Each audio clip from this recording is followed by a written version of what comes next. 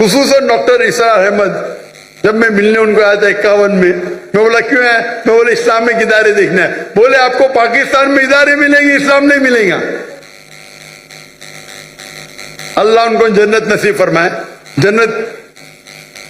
जन्नत आला, आमीन, जन्नत फिरदौस। आमीन। मुझे एक पाकिस्तानी अभी कल मिला, बोला डॉक्टर साहब, जब डॉक्टर ईसा अहमद साहब जिंदा थे हमें उन कदर ही नहीं की, अभी मरने के इंतकाल होने के बाद हम सुनते तो जो ने 20 साल पहले कहा वो अभी तैयार है। पाकिस्तान के बारे में तो छोड़ो, हिंदुस्तान के बारे में डॉक्टर ईसा अहमद कहते थे बीजेपी 2 सीट है, वो हिंदुस्तान को रूल करेंगे।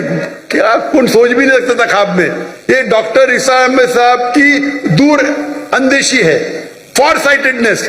जब बीजेपी की 2 सीट थे उस टाइम कहा कि बीजेपी हिंदुस्तान को रूल करेगी।